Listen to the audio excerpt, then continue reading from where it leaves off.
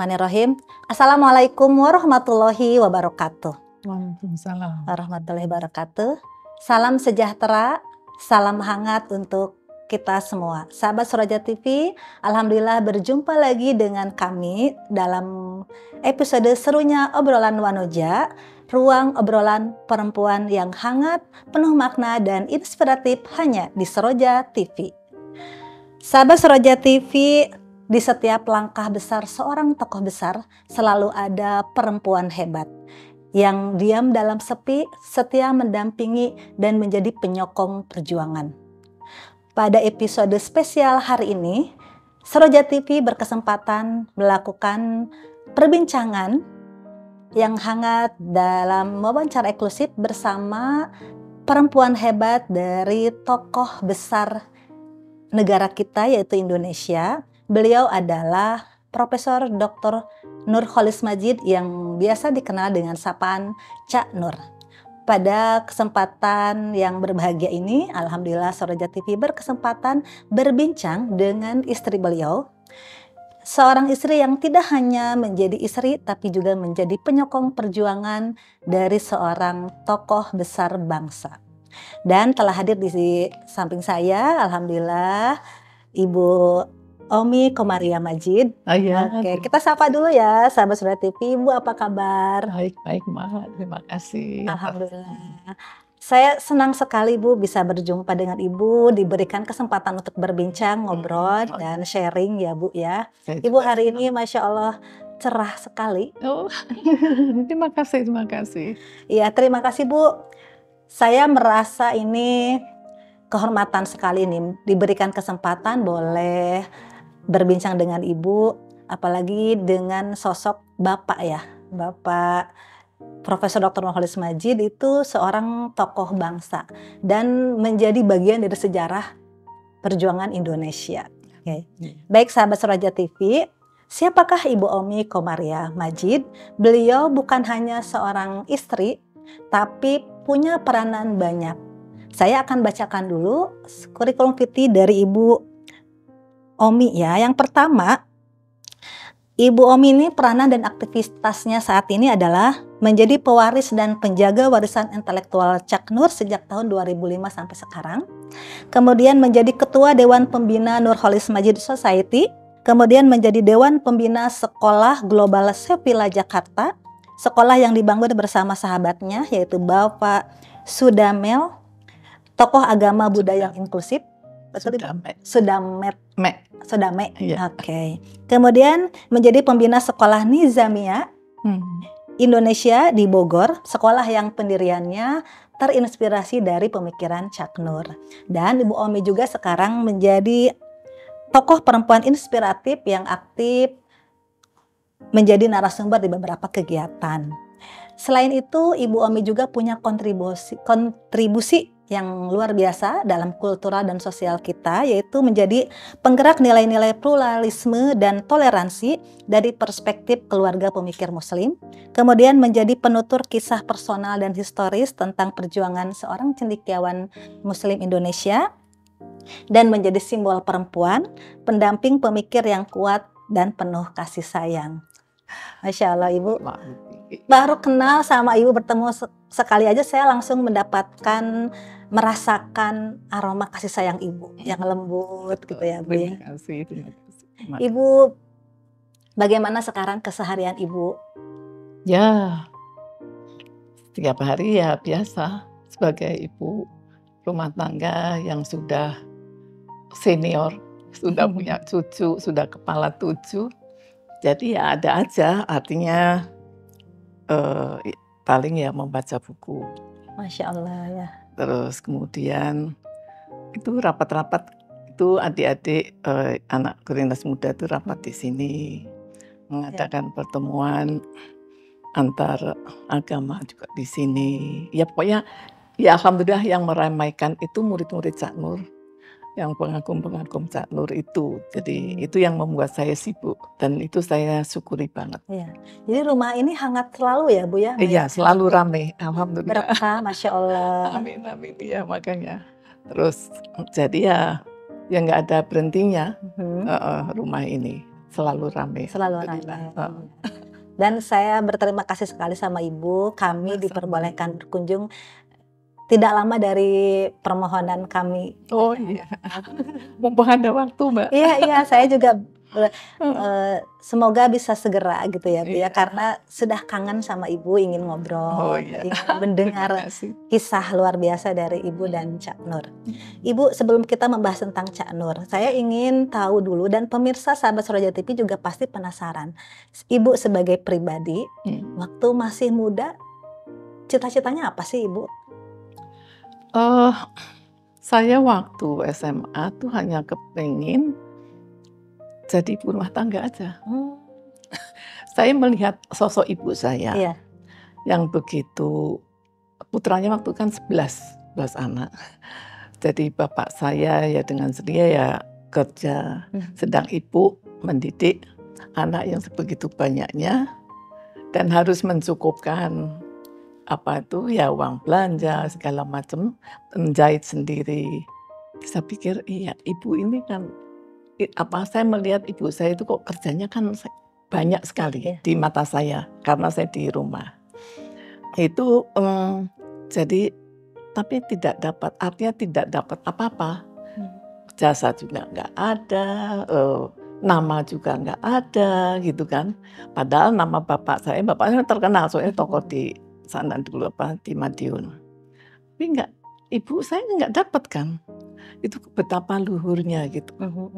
Jadi saya kepengen jadi ibu rumah tangga aja deh, yang seperti ibu gitu. Gitu.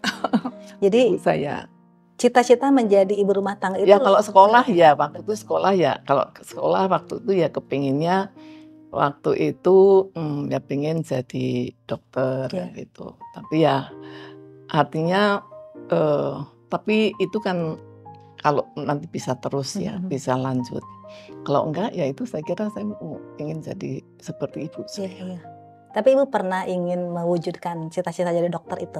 Iya, tapi baru berapa semester ya? 4 atau 5 semester Cak Nur datang nggak jadi, jadinya diambil. Nah, Ibu nyambung nih dengan pertanyaan berikutnya. Saya membaca dan menyimak dari salah satu wawancara Ibu dengan yang lain bahwa Ibu pernah diwanti-wanti sama orang tua Ibu kalau mau nikah sama pejuang gitu. Nah, itu seperti apa Bu? Dari orang tua memberikan bekal pada Ibu sebelum akhirnya memutuskan dan Ibu mantap memilih, oke, aku siap dipinang oleh Cak Nur. Ketemu Cak Nur tuh berliku-liku. Oh, Masya Allah. Itu tuh kan kalau Cak Nur nyebutnya santri connection. Jadi artinya itu antara guru Cak Nur yang di Gontor, Cak Nur dan bapak saya. Saya nggak tahu.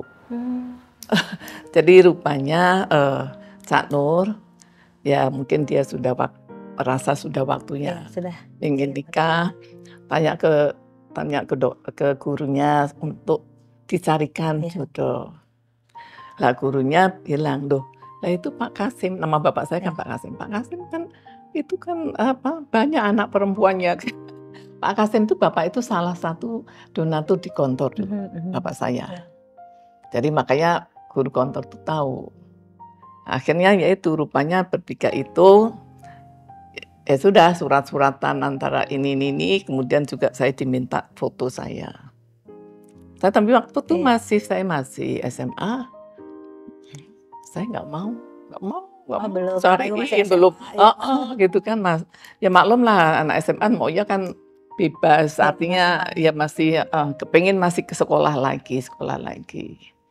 Nah kemudian setelah itu kemudian saya sekolah di Universitas di UII, jadi sekarang Universitas 11 Maret. Nah, itu kemudian, nah di situ saya waktu itu kan ada peristiwa PKI itu, berapa 30 di Madiun itu ya Bu ya? 1 Oktober tuh ya, bukan 30 September ya kalau nggak salah ya. Nah itu bapak saya itu pergi diumpetin karena beliau kan tokoh agama di Aktivis sana. agama. Jadi kemudian yang menjaga rumah itu anak-anak gontor. Anak-anak gontor itu santri-santri gontor maksudnya. Itu saya sering komunikasi dengan mereka. Yaitu saya diajarin bagaimana sholat istikharah, sholat tahajud, sholat ya mungkin saya lagi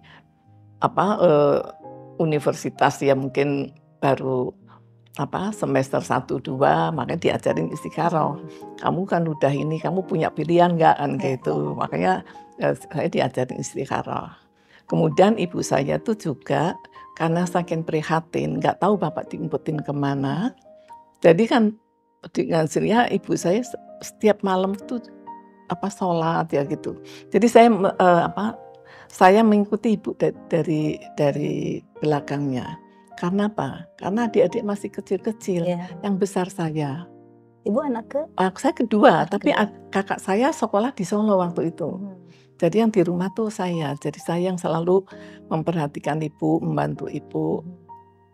Nah itu akhirnya soal sembahyang ini akhirnya saya praktekkan waktu saya di Solo. Jadi mahasiswi di sana. Kemudian ya maklum sudah misalnya sudah tingkat 2, semester 4, saya kepingin sekali punya satu pegangan gitu ya. Tapi tiap ada dekat mesti kalau saya minta untuk ke orang tua saya mereka nggak mau. Nggak kasih. Jadi ya udah nggak jadi ya. Pokoknya yang penting kalau saya itu untuk membagian orang tua. Restu lah ya. Jadi kalau orang tua saya ya saya juga mau gitu loh. Nggak ada yang itu. Nggak taunya setelah semester 5. Nah itu saya juga sembahyang istikharah lagi. Sembahyang istikharah itu pertama itu sering kalau nggak salah saya 3 kali sembahyang istikharah. Itu sering yang tampil tuh Cak Nur. Oh, ada ganteng nggak Bu waktu itu ganteng enggak. Gantengnya setelah nikah. Iya berarti ibu yang berhasil membuat Cak Nur ganteng. Enggak. Jadi artinya ini saya sampai berdoa sama Tuhan, ya Allah kalau memang Nurholis itu jodoh saya, berikan saya harapan. Artinya paling tidak entah dia ada kabar atau gini. Tapi kalau tidak jauhkan saya dari dia. Itu yang doa saya. Nggak tahu sungguh. Udah rupanya ini bertiga ini bapak waktu itu Pak Mahmud sama Cak Nur, guru gontor namanya Pak Mahmud. Itu jadi Cak Nur minta akhirnya disampaikan ke ayah saya. Ayah saya kemudian menjawab akhirnya ke gurunya baru ke Cak Nur lagi. Iya. Jadi waktu saya SMA kelas 3 itu Cak Nur pernah datang. Oke, menunggu berarti Cak Nur ini menunggu ibu. Iya menunggu karena waktu saya ngeluarin teh, waktu saya ngeluarin teh saya kan marah. Satu begini gitu. Tapi kan biar nggak dipilih gitu kan. Iya kebayang ibu. Makanya pokoknya nggak mau. Saya terus akhirnya saya sekolah. Setelah dari sekolah itu yang kakak saya bilang itu tadi jodohmu. Nggak mau. Saya nangis nggak mau. Kata bapak saya udah kalau nggak mau ya udah nggak apa-apa. Toh nanti kalau takdirmu dia akan kembali gitu. Nah ternyata Cak Nur sendiri juga gitu. Kok masih muda amat gitu loh. Kalau gitu saya berjuang dulu bilang ke bapak saya begitu. Tapi saya nggak tahu loh. Saya nggak tahu. Jadi setelah 3 tahun kemudian jadi itu tahun 66 itu 69 yang Cak Nur datang itu. Jadi 3 tahun ya Cak Nur menunggu ibu. Iya, tapi itu pun juga sebetulnya nggak mengharap juga ya. Itu memang itu udah takdir. Alhamdulillah, udah jodoh ya. Iya, udah jodoh saya kira. Itulah Tuhan sudah kasih petunjuk rupanya ya memang. Makanya begitu surat lamaran itu surat lamaran Cak Nur itu dari Mekah. Oh. Dia kan keliling dia waktu itu tahun 68 dapat beasiswa ya untuk keliling ke Amerika. 68 itu 1 bulan kemudian uangnya masih uangnya sisa banyak sama Cak Nur pengen ke Timur Tengah. Nah, makanya Cak Nur menjelajah. Nah, terakhir ya di Mekah itu dia naik haji setelah berdoa di situ. Jadi setelah berdoa di situ Cak Nur nulis surat ke bapak saya. Tapi ini ininya suratnya nggak ke bapak saya tapi ke Pak guru tadi. Soalnya Cak Nur takut. Jadi ke gurunya, ke Pak Mahmud tadi, baru sama Pak Mahmud disampaikan Bapak, baru nanti ya balik lagi ke Cak Nur gitu. Iya, menarik ya Bu ya, perhatikan dan menyimak cerita bagaimana orang tua kita dahulu gitu ya, cara meminang gitu. Anak-anak sekarang mah beda Bu. Jadi ini bisa jadi pelajaran. Lebih pintar mungkin anak-anak sekarang. Lebih pintar, lebih berani. Kalau dulu kan ada sungkan. Iya. Dulu itu melihat mata orang tua kalau mau demand, kita nggak berani. Iya betul. Nggak berani. Jadi kalau misalnya kita lihat ibu nyapu, itu segera kita ambil kan. Terus ini ibu saya yang kan gitu. Jadi kopoh-kopoh membantu ibu. Jadi jangan sampai ibu itu mengerjakan apa gitu kayak kalau dulu terdahului gitu ya. Sekarang ibu nyapu diem aja mungkin.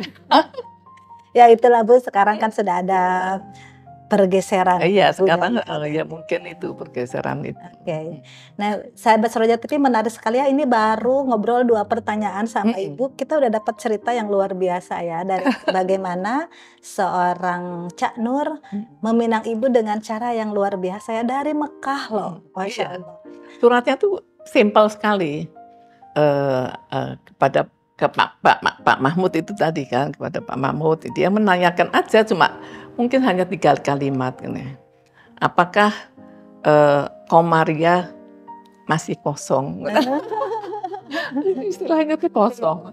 Nah, terus kemudian kalau masih kosong dia tinggal di mana?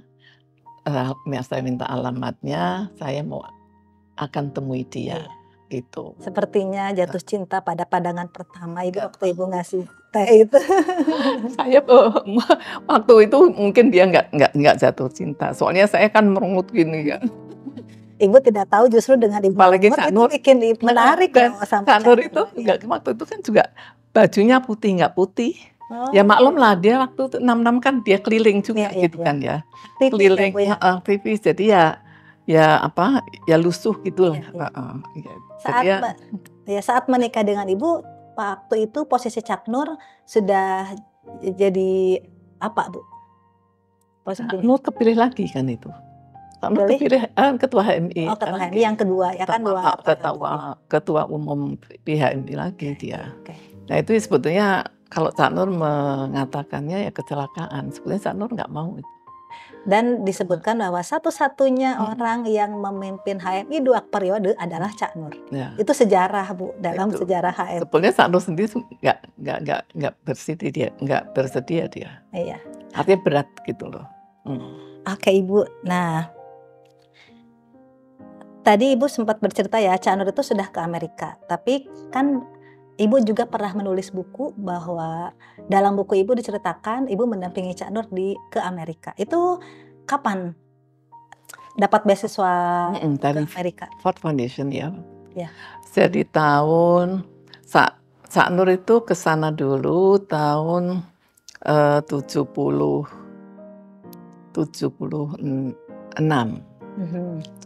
apa 77 itu 8 bulan saja.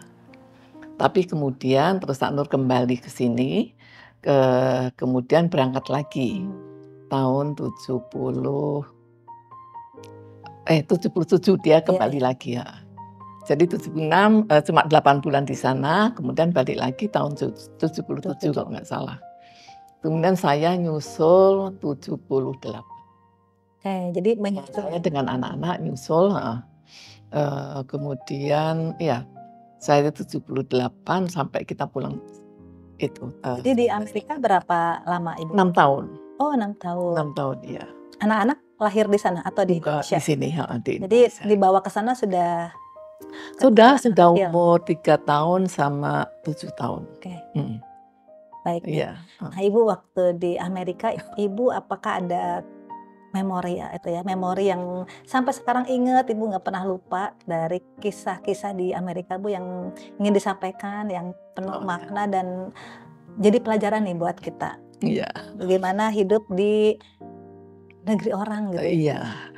Memang, habis kan memang beasiswa itu memang sudah nggak cukup. Itu tahu sebelum berangkat. Iya. Maka dari itu sebenarnya Sanur tuh ragu mau berangkat. Bagaimana kita berangkat nggak? Soalnya di sana kita tambah sengsara lagi.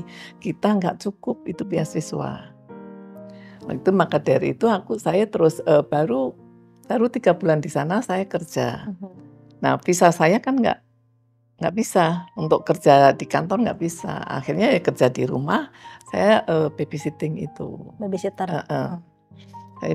Saya jadi babysitter cuma 3 jam sekarang, 3 jam aja.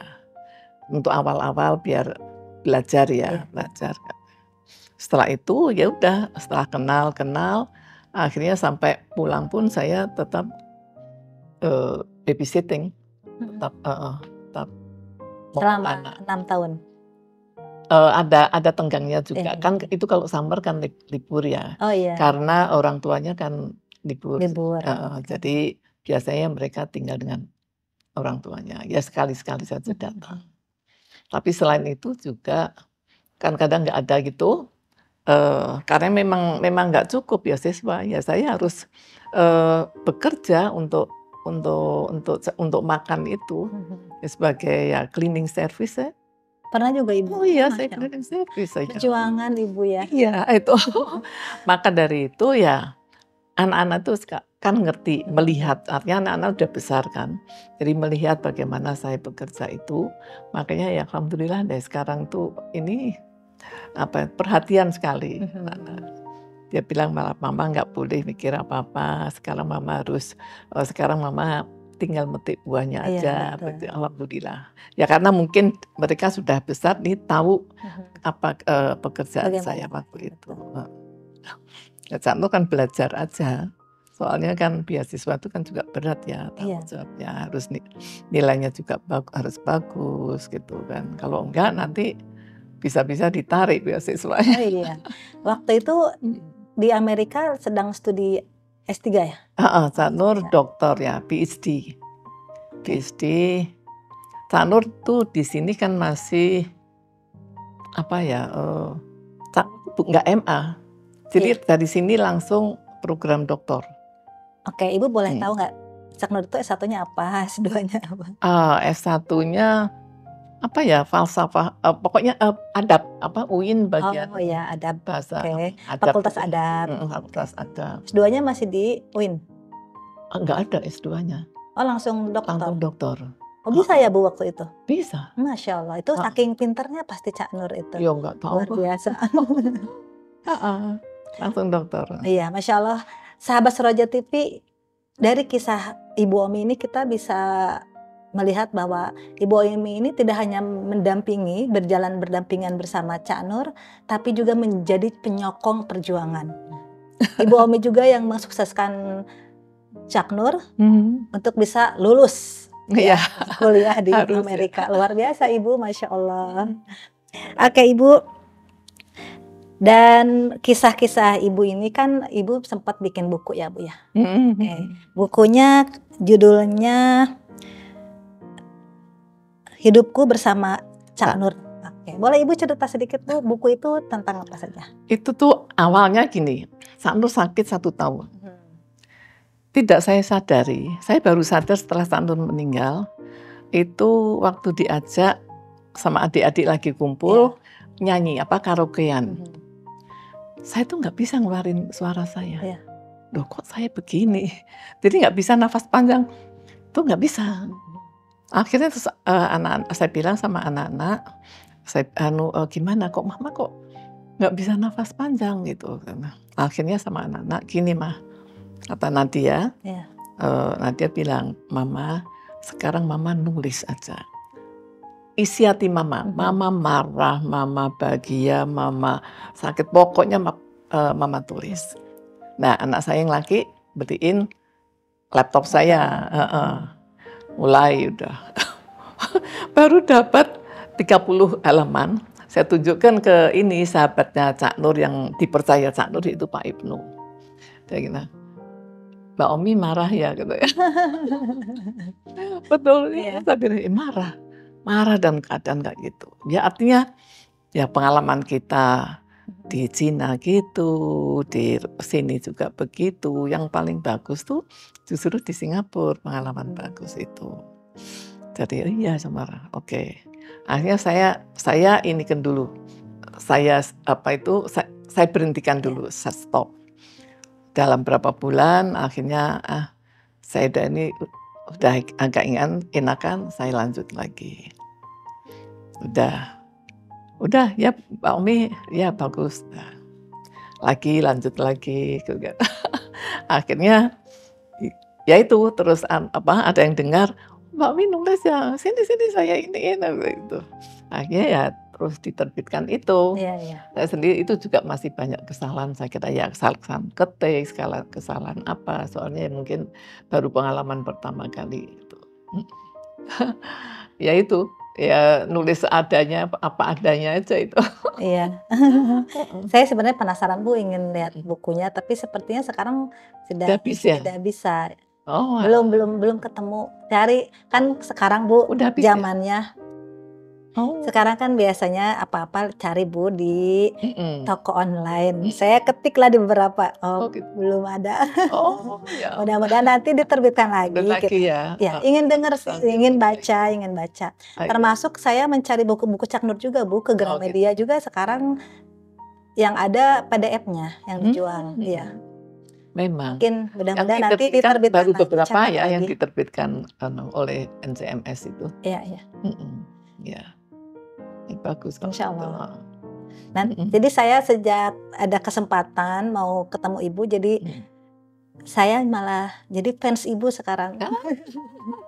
Tiap hari bukain YouTube, pengen tahu Ibu teh di mana aja sekarang, kemudian pemikiran-pemikiran Cak Nur. Karena Bu, Cak Nur ini kan di tahun 70-an 80-an ya. Jadi generasi sekarang mungkin banyak yang tidak mengenal Cak Nur. Mudah-mudahan dengan obrolan kita sekarang bisa membuka lagi memori tentang Cak Nur, dan anak-anak sekarang perlu tahu nih, ada seorang tokoh bangsa, seorang pendidik intelektual dan cendekiawan muslim yang pemikirannya itu luar biasa. Ya, terima kasih. Nah, Ibu melalui buku ini nih, dari buku ini nilai-nilai apa yang paling ingin Ibu wariskan? Tidak hanya tentang Cak Nur, tapi tentang cinta, perjuangan, dan keteguhan Ibu mendampingi Cak Nur. Ingin di-sharing pada anak muda sekarang. Ya paling tidak, waktu kami pacaran, Cak Nur tuh kirim surat panjang sekali sebelum menikah. Masih simpan nggak Bu buku suratnya? Itulah. Clipping saya waktu Cak Nur sakit, segini besarnya 3 hilang. Masya Allah. Padahal Ibu mendokumentasikan ya? Iya, hilang. Ada suratnya Cak Nur berarti yang tahun 1969. Masih saya simpan satu kopi. Hilang, ya udah. Ya itu Cak Nur mengatakan bahwa ya kan kita mau nikah, ya kita ngobrol kan. Ini supaya ya Cak Nur inginnya rumah tangga nanti kita jangan menjadi egois. Artinya jangan hanya memikirkan rumah tangga kita saja. Jadi Cak Nur ingin tetap berjuang. Jadi itu, jadi jangan menjadi egois itu. Dan kalau yang perlu di-share lagi, ya itu Cak Nur itu kan lembut sekali perasaannya, etikanya tuh lembut sekali. Ya misalnya pernah saya ceritakan mungkin di buku ada enggak? Misalnya saya pernah ikut Cak Nur, tapi nanti saya mau ke rumah temanku. Saya pikir nanti Cak Nur biar terus, saya berhenti di jalan tempat rumah teman saya. Ya, waktu di jalan, ada Cak Nur, saya berhenti di situ aja, di tukang rokok itu. Jawabnya Cak Nur, jangan Ma. Loh kok jangan, ngapain? kan itu udah dekat sama rumah teman saya. Jangan Ma, dia itu kalau Mama turun di situ, dia sudah punya harapan dikira Mama itu mau beli rokoknya dia. Dan nanti kalau Mama kan nggak beli rokok toh, sambil nanti gitu. Ya enggak lah, ya justru itu makanya kalau Mama nggak beli rokok, ya jangan berhenti di situ. Berhenti sana aja di depan sana. Nanti Mama jalan sedikit nggak apa-apa, olahraga kan. Gitu. Itu kan berarti dia kecewa. Jadi nggak boleh ngecewakan orang lain. Harapan palsu Bu sekarang. Iya kan, harapan palsu.